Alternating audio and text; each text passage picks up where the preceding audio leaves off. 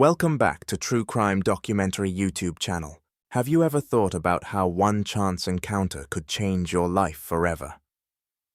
This is the haunting story of Rachel Monroe, a young, passionate nurse in San Diego whose life spiraled into darkness when she met a man who seemed to have it all. But under the surface, he held secrets that would ultimately lead to tragedy.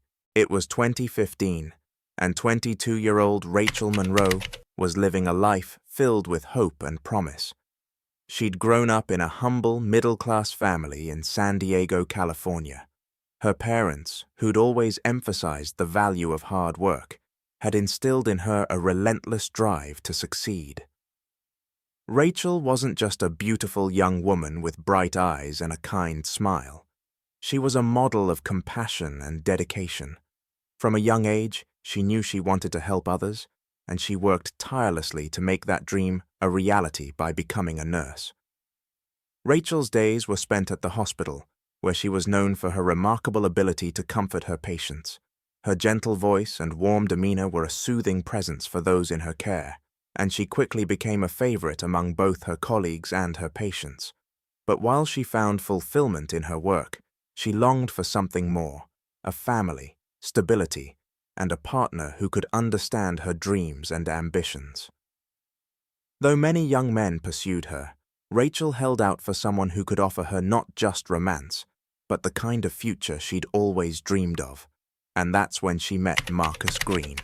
Marcus was the type of man who turned heads wherever he went. At 55, he had built a reputation as a successful businessman with a sharp mind and a commanding presence. Born into a family that valued education, he had climbed his way up the ranks in the world of finance, amassing a significant fortune along the way. Known for his financial acumen, Marcus was admired in San Diego's elite circles, where he regularly attended charity events, cocktail parties, and exclusive galas. People respected his intelligence, his connections, and his charm. But beneath his success lay a man haunted by insecurity and a deep-seated fear of losing it all. Marcus's wealth and status were not enough to ease his loneliness. He felt trapped in a life that, though filled with luxury, offered little in terms of real connection. This void in his life left him restless, always searching for something to make him feel whole. He had been in relationships before, but they had always been transactional, empty affairs. He buried himself in his work, but even his business successes couldn't drown out the emptiness he felt.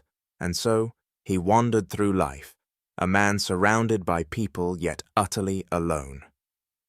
One fateful afternoon, Marcus and Rachel crossed paths on the shores of Coronado Beach.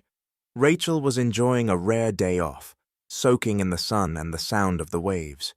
Marcus, taking a walk to clear his mind, couldn't help but notice her. She seemed so full of life, so unburdened by the worries that haunted him. He struck up a conversation, and they quickly found themselves engrossed in each other's stories. Rachel was drawn to his maturity, his worldliness, and his confident demeanor. And for Marcus, Rachel represented a refreshing innocence, a spark of youthful optimism that he found irresistibly attractive. Their connection deepened quickly. They shared long walks along the beach, intimate dinners at exclusive restaurants, and endless conversations about their dreams and desires. Despite the 30-year age difference, they found comfort in each other's company.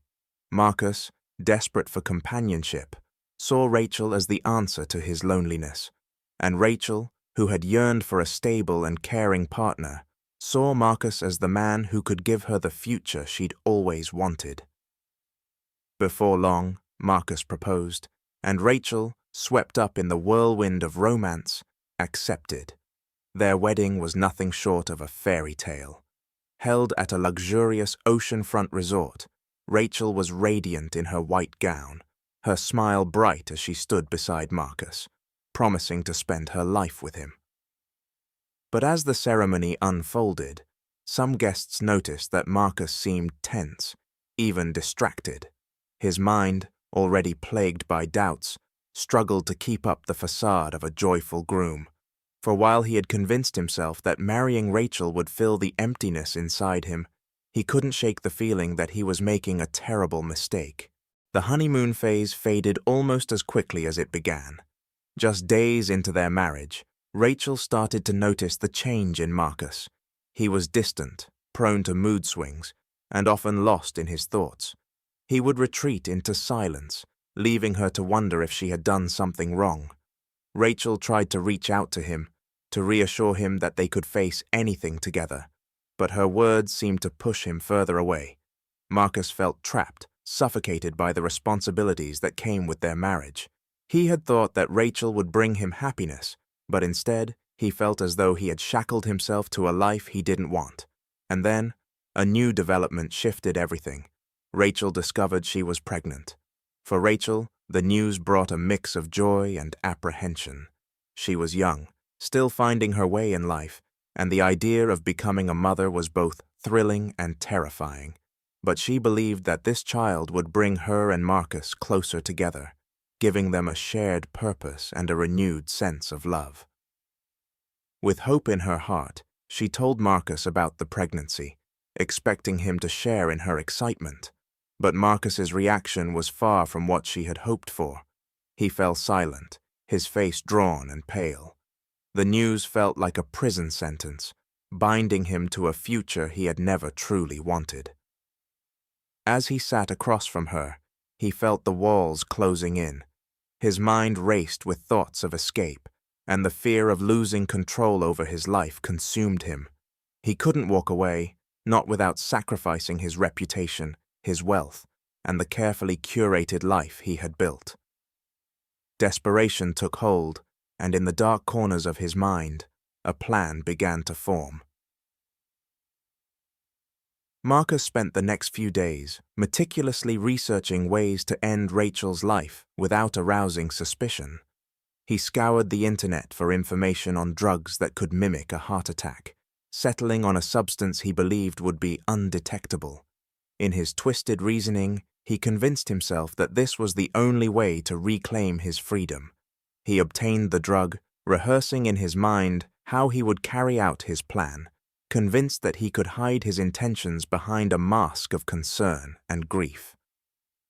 That night, as Rachel lay beside him, Marcus slipped the drug into a glass of water and placed it on her bedside table, knowing she would reach for it in the night.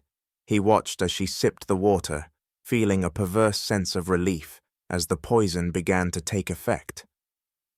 As her breathing grew labored, Marcus remained still, feigning ignorance even as she struggled beside him. Moments later, she lay motionless, her life extinguished by the man she had trusted with her heart. The next morning, Marcus called the police, his voice filled with carefully constructed panic.